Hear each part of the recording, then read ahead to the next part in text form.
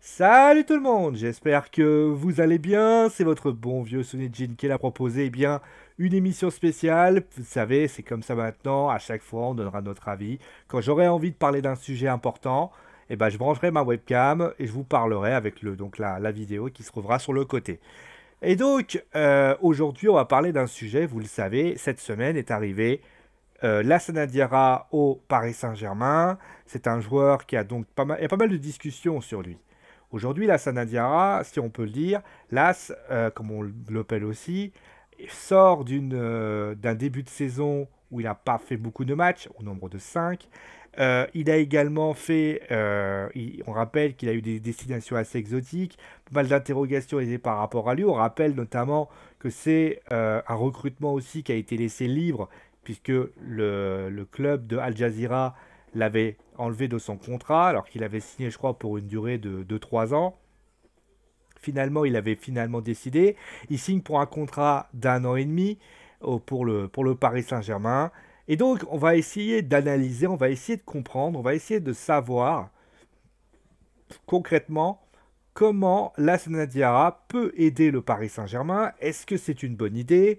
On va essayer aussi de savoir concrètement si, est-ce que c'est alors pas ce remplaçant à Thiago Motta, parce que bien évidemment, je pense que le PSG, s'ils avaient eu envie, ils avaient pu, c'était pas sous le coup du fair play financier ou tout simplement d'être en demi-saison, ils auraient sans doute trouvé quelqu'un d'autre. Hein. Lassana Diarra n'est là que pour finalement euh, par souci de finances. C'est-à-dire, s'ils avaient eu la possibilité de recruter un joueur de bien meilleur niveau, sans manquer de respect à la Diarra, mais si un Kanté, si un joueur comme lui aurait pu venir au PSG, bien évidemment que le PSG n'aurait pas repris la Sana. Maintenant, la question que tout le monde se pose, et forcément vous allez me poser, c'est donc la première question que j'ai demandé, c'est est-ce que c'est une bonne pioche pour le Paris Saint-Germain? Est-ce que Paris a sorti, je dirais, entre guillemets, sa bonne idée pour sortir ce joueur?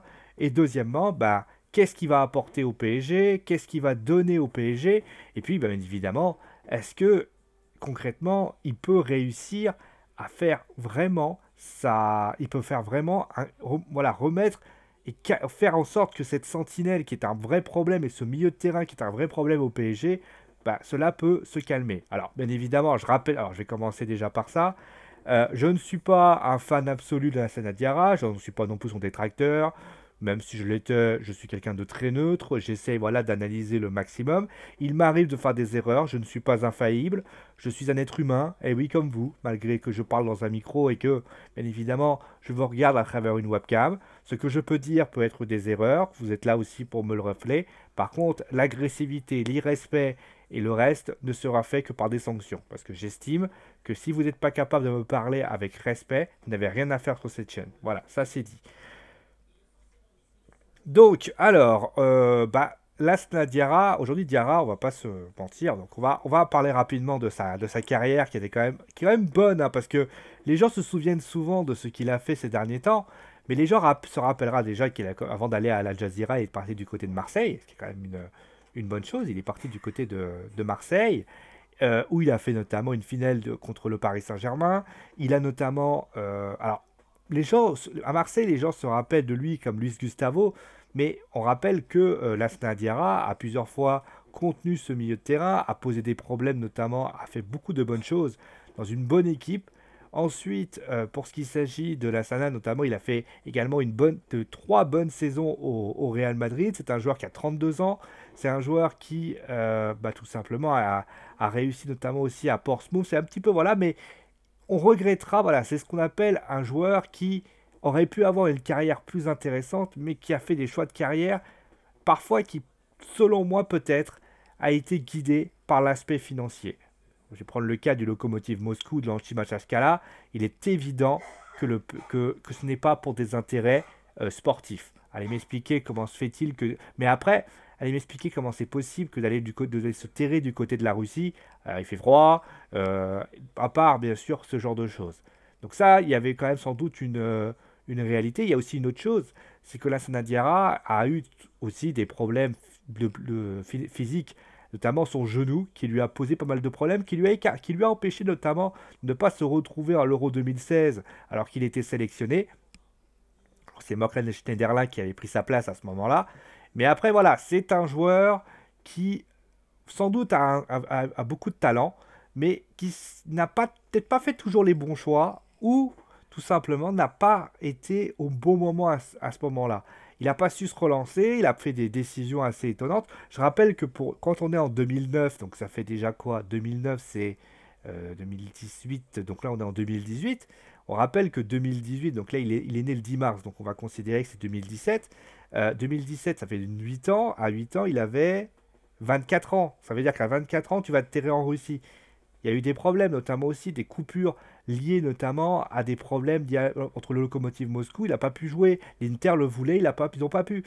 Donc il s'est un peu terré dans un petit problème et ça lui a parfois pas rendu service. Bon, maintenant, pour revenir au sujet, est-ce que c'est une bonne idée pour le Paris Saint-Germain? Est-ce que Paris, aujourd'hui, avec ce joueur, gomme, entre guillemets, les difficultés au niveau du milieu de terrain? Je rappelle notamment que on avait dit depuis quelque temps, voilà, moi je le dis depuis quelque temps, je l'ai dit à Lyon, je l'ai dit à Nantes, j'ai dit que le PSG doit recruter à tout prix une sentinelle, parce que tu ne peux pas, enfin je suis désolé, mais quelqu'un comme Lo Celso, qui est pas mal, hein, attention, mais face à face à des équipes un peu plus rentre-dedans, un peu plus physiques, on voit que Lo Celso n'a pas cette agressivité que peut avoir. Il a une qualité technique qui est indéniable, mais après, c'est pas son poste. Lo Celso est un joueur plutôt relayeur.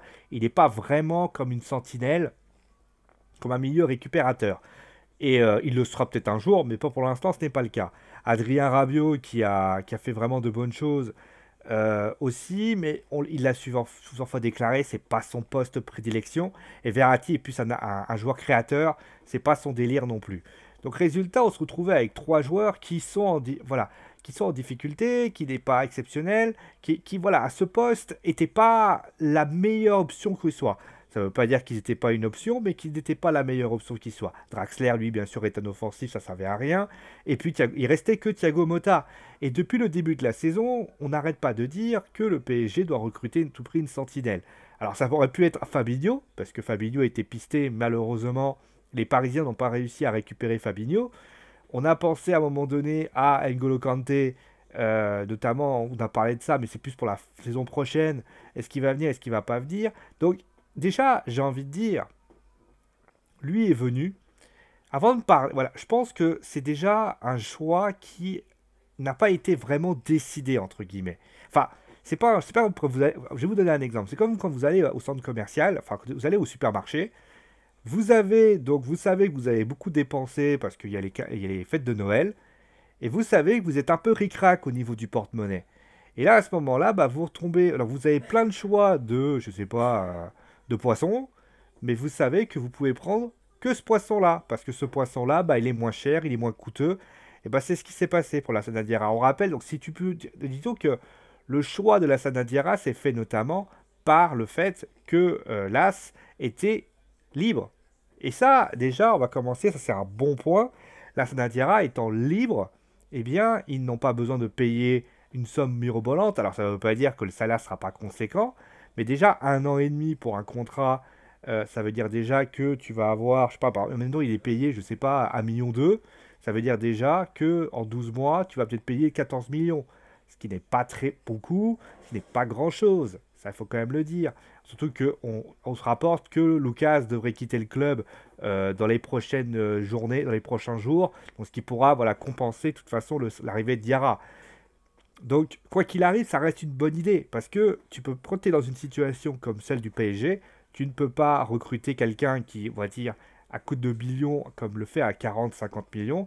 Tu es donc obligé de recruter des joueurs qui sont, je dirais, qui sont libres ou en prêt. Et là, je pense que la Sana était un joueur en libre et en prêt. Deuxième chose, la Sana a aussi quelque chose qui pourrait être pas mal, c'est que l'As, comment dire, l'As pourra au moins compenser jusqu'à l'année prochaine. Parce que comme il a signé pour 1 an et demi, bah, durant ces 6 mois, il va dépanner Thiago Motta. Le PSG va recruter un milieu récupérateur l'année prochaine. Et ils vont se prospecter sans doute pour récupérer un petit jeune qui vont pouvoir progresser. Ça peut être aussi Calegari, qui peut être aussi au centre de formation. Donc ils ont, on va dire, une solution de rechange jusqu'à l'année prochaine, jusqu'à au moins, après, bien évidemment, il aura 33 ans l'année prochaine, 34, pardon, ce qui veut dire que 34, bah, c'est typiquement une bonne situation. La Sanadiara, aujourd'hui, c'est une situation qui pourrait être une bonne idée.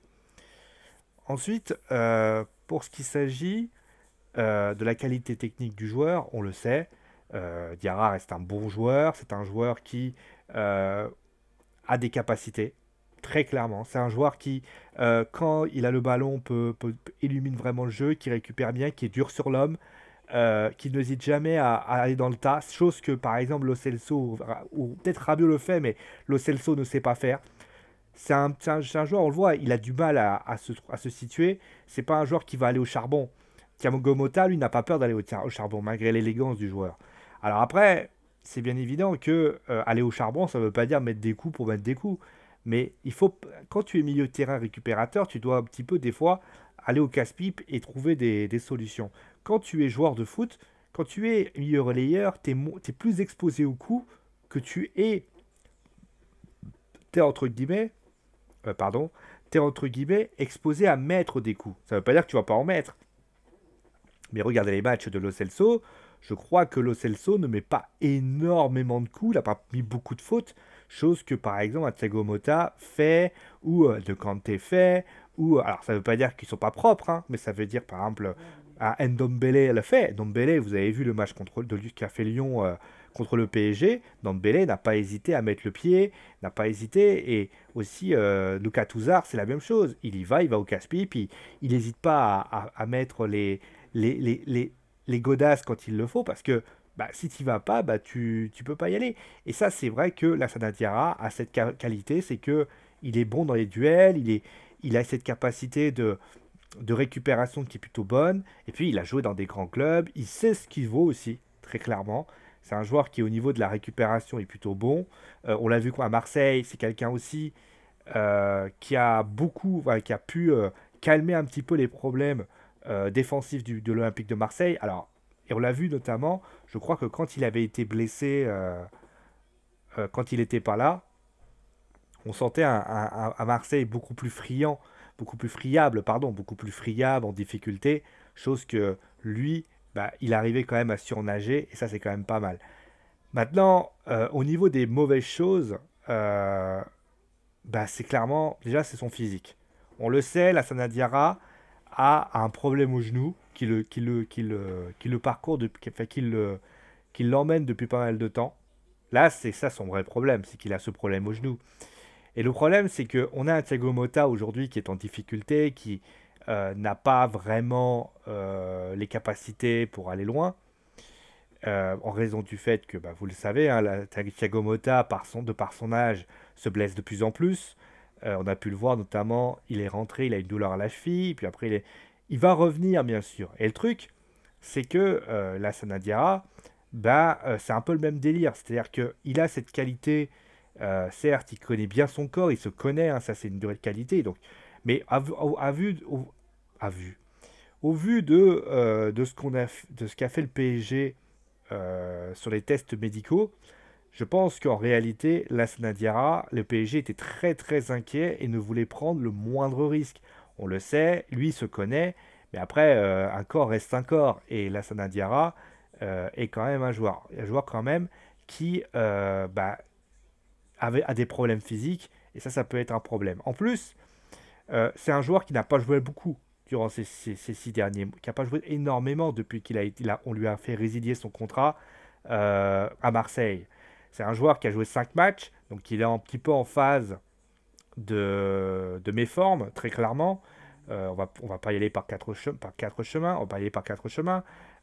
Aujourd'hui, la Sanadiara, avec ses 5 matchs, alors on va dire oui, mais Sio, entre le moment où il avait fait le Lokomotiv Moscou et à ce moment-là, Marseille, il avait fait quand même il était bien revenu, il avait fait quand même une très très bonne saison à Marseille. Je ne le dis pas, je ne le nie pas et je ne le nie pas. Mais le problème, c'est que c'était en intersaison, déjà. C'est-à-dire que déjà, quand tu es en intersaison, tu as le temps de le remettre en ligne de compte pour essayer, voilà, de le rebooster. Là, c'est carrément au mercato d'hiver. Ça veut dire que très clairement, ils l'ont fait signer. Alors, ils l'ont fait signer, je vais prendre la date. Ils l'ont fait signer mardi, ils l'ont fait signer le 23 janvier. Le truc, c'est que l'Astana Diarra, aujourd'hui, s'il a signé à Paris, c'est pour une raison. C'est pour que, s'il y a la non-présence de Mota, c'est que Diarra prenne sa place. Pour pouvoir, justement, contenir les problèmes les attaques du Real Madrid. Aujourd'hui, moi, je ne peux, avec déjà ces problèmes physiques, pour l'instant, ça a l'air d'être derrière. Mais au vu de sa méforme, la Sanadiara, ça va être compliqué pour lui de contenir un Modric, de contenir certains joueurs qui ont besoin, voilà, il a besoin de temps de jeu, il a besoin de travail. Et le truc, c'est que là, est-ce que, là, la question sera que qu'Emery devra se poser, c'est est-ce que ça vaut le coup? Et le truc, c'est que février, il sera là, peut-être que fin février, vraiment à 100%. Et encore, il, et si Paris n'est plus en Ligue des Champions à ce moment-là, parce que ils seront éliminés par le Real Madrid, ce que je ne souhaite pas, parce que je suis français et que j'ai pas envie de ça, le vrai problème, c'est que la Diarra, il va jouer peut-être les Coupes de France, les Coupes de la Ligue, et au final, il aura peut-être joué il aura peut-être fait 10 matchs, 15 matchs. Il aura. Et la question qu'il va falloir aussi se poser, c'est est-ce que la Diarra, aujourd'hui, est en mesure, concrètement, est en mesure de contenir une équipe, même s'il vient comme le Real Madrid. Alors je sais ce que vous allez me dire, oui, mais Ancelotti avait mis David Beckham après qu'il était allé aux États-Unis. Alors, j'ai quand même modéré ce que je vous allez dire, c'est que David Beckham, déjà quand il est arrivé au PSG, il avait joué. Il n'avait pas joué depuis très longtemps, mais il avait joué. Déjà, ça, c'est une réalité. David Beckham avait joué. Il avait cette capacité et il ne jouait pas tout le temps, David Beckham. Aujourd'hui, la Sanadiara, s'il joue, et pour le match contre le Real, on a vu que contre le Real, il avait, il avait surtout voulu être propre. Il avait voulu bien récupérer. Il avait joué, je crois, 50 à 55 minutes. Et c'était un joueur qui jouait pas autant. Hein. Moi, je trouvais que voilà, David Beckham n'était pas. Mais pour ce qui s'agit de la Sanadiara, là, c'est un poste et c'est pas un poste vital à l'époque. Là, c'est un poste vital. La Sanadiara doit remplacer Thiago Motta, qui on ne sait pas s'il sera là pour le match contre le Real. Allez, je pense au match retour, il sera là, mais au match aller, il doit. Mais s'il ne peut pas, autrement dit, ils vont devoir jouer avec ces trois-là. On ne sait pas si. Et le truc, c'est que quand est-ce qu'il sera disponible? Est-ce que son corps tiendra le coup? Il y a beaucoup d'interrogations par rapport à ça. Et le truc, c'est que oui, il fallait le recruter. Je pense que c'est une réalité. C'est une bonne pioche, libre, avec certes un salaire, mais c'est pas le PSG qui a peur de mettre des salaires. Mais le vrai problème de la Sanadiara, si je puis dire, c'est que la Sanadiara, le fait on doit par exemple, là il l'a recruté le 22 janvier, ça veut dire qu'il faut au moins pour le remettre en forme, il va falloir un mois. Ça veut dire un mois à le remettre en forme. Et encore, peut-être, allez, on va dire 3 semaines. Il faut que dans 3 semaines, il soit remis en forme pour pouvoir être dans le groupe et de pouvoir remplir. Ça fait beaucoup de. Il faut. Donc ça veut dire qu'il y a beaucoup de travail. Ça veut dire aussi que s'ils n'y parviennent pas, les kinés, les préparateurs parisiens, ça veut dire que ce joueur qu'ils ont recruté, finalement, il aura été recruté pour pallier à à la blessure et également au reste, c'est-à-dire à ce match qui pourrait. Mais s'il n'est pas disponible, autrement dit, on va tous se regarder, on va dire ouais, mais ils ont recruté un joueur qui finalement n'était pas à la hauteur physiquement. Voilà, il n'était pas prêt à ce moment-là parce que croyez du nom d'une chose, les Parisiens ils sont pas débiles. S'ils ont recruté les Sanadiara, c'est pour qu'ils soient entre guillemets disponibles pour le match contre le Real. Hein. Croyez pas que ça sera pas possible. Donc tous ceux qui disent, voilà, donc ça, il y a déjà première chose. Ensuite, la deuxième chose, la Sanadiara, c'est un joueur qui a des gros problèmes avec ses dirigeants. On va prendre l'exemple concret. Il s'est pris la tête avec Al Jazeera, ça vous le savez. Alors après, il y en a qui disent oui, mais c'est parce qu'il y a des problèmes d'impayés, des choses comme ça. Il n'avait pas respecté les trucs. Ça, c'est autre chose. Mais Marseille, il y a eu des problèmes. Moscou, il y a eu des problèmes. C'est un joueur qui, a priori, a l'air de poser pas mal de problèmes dans un vestiaire. Il a l'air de vouloir un petit peu... voilà, quand il n'est pas content, il n'est pas content. Ça veut dire que, par exemple, Bon, je pense pas qu'il va s'en prendre la tête avec à ce moment-là, mais si les engagements, et s'il est venu, c'est forcément parce qu'il y a eu des engagements. Il n'est pas venu pour bailler la Diarra, il est venu parce qu'il y avait des engagements. Et si Diarra n'a pas ses engagements, je vais prendre juste un exemple, si en discutant, il lui a dit voilà, écoute, moi je veux jouer le match contre, enfin, pas le match contre le Real, mais si tu lui dis voilà, moi je veux jouer la Ligue des Champions, il lui a dit voilà, moi je veux jouer la Ligue des Champions. Si jamais Moïta n'est pas là, moi je veux jouer la Ligue des Champions. S'il a imposé déjà cette possibilité à Antero Henrique et bien évidemment à Unai Emery, et qu'on arrive le match contre le Real, que Thiago n'est pas là, et qu'il met Lo Celso, bah Diarra il va dire écoute t'es gentil, bah en fait tu t'es foutu de ma gueule, je me casse. Et là ça va poser des problèmes, déjà que Et le truc c'est que le PSG, on a pu le voir, le PSG n'est pas une équipe qui arrive comment, pas à fédérer, mais qui n'arrive pas à mettre les ingrédients pour calmer un vestiaire. L'institution du PSG, je continue à le dire et je le pense, manque encore de charisme. Ça ne veut pas dire que le vestiaire du club n'est pas pro, ça ne veut pas dire que le PSG n'est pas un grand club, mais je veux dire, quand vous regardez par exemple le Real Madrid, quand vous regardez le Barça, quand vous regardez City, quand vous regardez United, alors je sais ce que vous allez me dire, oui, mais les Sud-Américains, ils font tout ça. Je suis d'accord. Mais à un moment donné, Cavani, quand tu sais que tu vas avoir besoin de ces joueurs, bah, le truc c'est que tu prends par exemple Cavani, si par exemple demain, je sais pas, Benzema venait à arriver en retard d'une semaine, eh ben il serait sanctionné. Et même, alors, voilà, on va dire les choses différemment. Euh, je pars du principe, voilà, on va dire ça comme ça. Je pars du principe que quand tu as une institution, l'institution doit être toujours forte, c'est-à-dire que le club doit être toujours fort. Je vais prendre juste un exemple. Le départ de Neymar. Quand Neymar est parti, le Barça n'a pas fait... Certes, n'était pas content, ce qui est normal, mais j'ai pas senti du côté du Barça une sorte de mon Dieu, c'est pas possible. Le Barça s'en est remis très rapidement. Ils se sont dit de toute façon, c'est pas grave. C'est pas grave. La vie est ainsi. On a perdu ce joueur. Eh ben, on va essayer d'en trouver un autre. Ils ont pris Dembélé. Ils ont pris Coutinho. Ils ont pris tout ça. Quand le Real parlera un jour Ronaldo, eh ben, quand ils perdront Ronaldo, ou quand ils perdront Modric, ou ils perdront Benzema, eh ben, ils iront le remplacer. Quand Manchester United perdra, ils ont perdu Wayne Rooney l'année dernière, enfin au début de, voilà, début de l'année dernière, eh ben ils se sont pas dit, ouais, quand je dis l'année dernière, c'était donc cette saison, voilà, si vous voulez.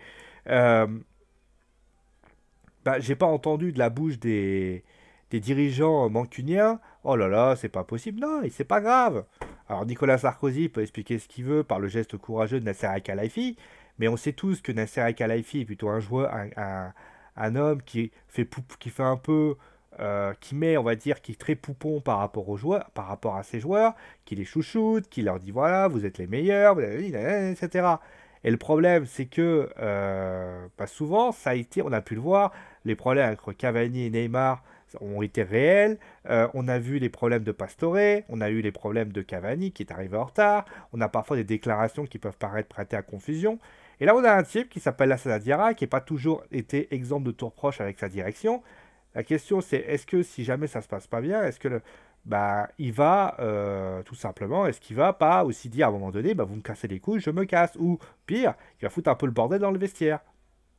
Et ça, c'est quelque chose qu'il va falloir que les dirigeants parisiens prennent en compte, parce qu'ils ne peuvent pas, euh, aujourd'hui, ils ne peuvent pas occulter le fait que il n'est pas, alors, ça reste un professionnel, attention, hein, mais que la moindre petite chose qui déplaira à la Sana, pardon, fera que l'Asana, bah, à un moment donné, il sera moins performant, il sera moins ci, il sera moins ça. Ça, on ne peut pas le nier. Le PSG a déjà un joueur qui, pour ainsi dire, touche son salaire gratos et qui lui casse bien les couilles, c'est Ben Arfa. Alors, avec tous les talents qu'il a, bien sûr, en ne jouant pas, il touche toujours son salaire. Évitons de faire la même chose avec un deuxième joueur, parce que si Diarra et Ben Arfa s'amusent entre eux, je veux dire que le salaire de Diarra, à mon avis, il doit être quand même assez conséquent, parce qu'à mon avis, C'est pas quelqu'un qui ne s'est pas intéressé par rapport à ça. Donc voilà un petit peu ce qu'on pouvait dire sur... voilà. Finalement, est-ce que c'est une bonne idée? Je dirais oui. Oui, c'est une bonne idée. Parce que malgré le fait qu'il est... Parce que je pense que les médecins parisiens ont fait tous les examens. Mais il faut un mec qui soit fort. Si Antero Henrique a fait ce qu'il avait à faire, c'est-à-dire qu'il lui a dit clairement, écoute mon gars, c'est nous qui déciderons de ce que nous ferons, de ce que tu feras. S'ils ont réussi à le calmer, je pense que oui.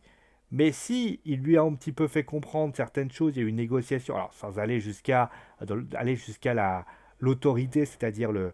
Mais moi, je pars du principe que si le PSG a su mettre la main à la pâte et pas être un espèce de pouvoir aux joueurs, il a vraiment mis les choses aux choses au clair. Je pense que la Sana Diarra peut être ça peut être une bonne chose. Après, la question qu'il va falloir se poser, et je pense que vous vous poserez cette même question, c'est est-ce que Diarra, comment ça s'est passé, comment les choses comme ça. Donc finalement, vous voyez, on va dire que l'aspect qu'il soit libre, de toute façon, le PSG pourra toujours s'en sortir par rapport à ça. Mais il ne faut pas non plus que ce salaire ne leur pèse pas, parce que ça peut vite poser des problèmes, et ça, c'est une réalité. Donc voilà. Voilà ce qu'on pouvait dire. Maintenant, la deuxième question qu'on va se poser, c'est est-ce qu'il sera prêt pour le Real Madrid? Ça, j'en ai déjà parlé. C'est est-ce que concrètement, est-ce que le PSG est en mesure, avec un joueur comme lui, de se relancer? Alors, je m'explique quand je dis se relancer. Ça veut dire, est-ce que ce PSG-là, on l'a vu, le PSG est friable en ce moment.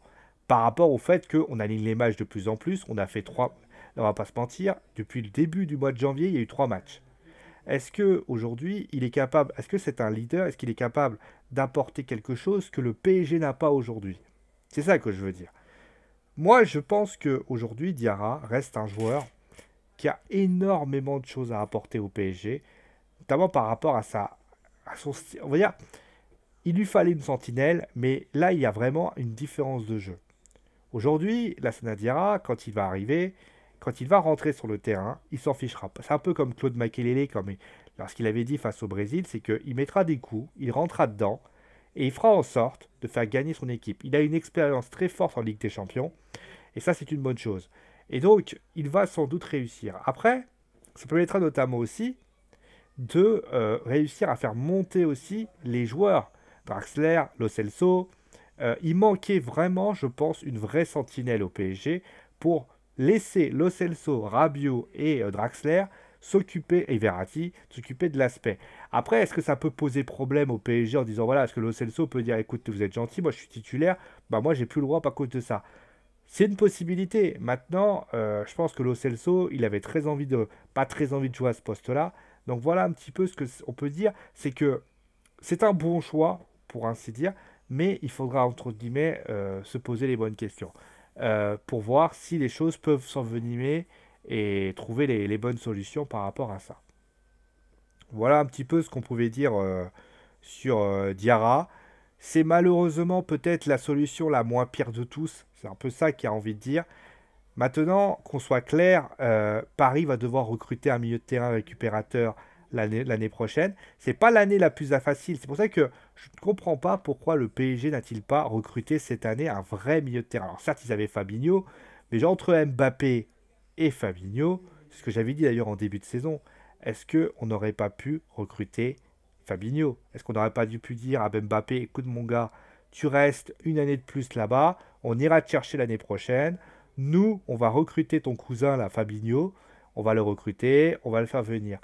Fabinho et Mota auraient très bien pu cohabiter ensemble. Il n'y aurait pas eu de problème. Et l'année d'après. Et à la limite, et là, la Diarra n'aurait pas été si utile que ça. En faisant. C'est le vrai problème du PSG ces derniers temps. C'est que, même maintenant, c'est que, heureusement qu'il y a un directeur sportif. Parce que j'ai comme la nette impression que le PSG, des fois, navigue un peu à vue. C'est-à-dire que ce PSG-là, qui est très sympathique, bah, anticipe jamais. Beacic est arrivé un mois alors qu'on savait que Bergsuel elle est en retraite. C'est un vrai problème pour ce PSG-là. Mais en tout cas, j'ai à peu près tout dit. Voilà, je voulais pas partir sur un autre débat, mais je crois que voilà, j'ai tout dit sur l'idée. Ça fait à 30 minutes que je parle.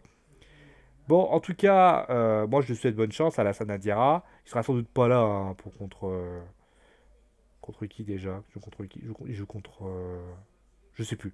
Mais en tout cas, il sera pas là. En tout cas, moi, j'espère que enfin, j'espère que ça vous a intéressé ce que je vous ai dit. Voilà, j'ai essayé d'être en tout cas d'être le plus clair possible. Comme je dis toujours, ce que je vous dis là maintenant n'est absolument pas une réalité. C'est mon avis, ce n'est pas l'avis du voisin, ce n'est pas votre avis, je peux le comprendre. Vous avez le droit de ne pas être d'accord avec ce que je viens de dire. Par contre, quand vous répondez, moi je demande du respect. Je vous respecte, j'écoute vraiment ce que vous me dites. Si c'est pour concrètement m'insulter ou des choses comme ça, restez chez vous. Vous fatiguez pas. Déjà parce que je regarde vos commentaires, ça me fait plus rigoler qu'autre chose. Et très clairement, ça m'intéresse pas. Voilà. Bon, bah, voilà. Merci à tous, en tout cas, d'avoir suivi l'émission. Je vous fais des gros bisous, en tout cas. Je vous fais des gros bisous sur le doigt de la truffe. Et je vous dis bien sûr à très vite. Je vous rappelle que ce soir, direct Wrestling Show. Donc, vous allez pouvoir voilà, retrouver le Wrestling Show. Avec notamment voilà, une ribambelle de chroniqueurs comme d'habitude. En tout cas, moi, je vous fais des gros bisous. Et je vous dis bien sûr merci d'être toujours aussi nombreux pour suivre cette aventure de Geek Sport. Allez, prenez soin de vous et ciao!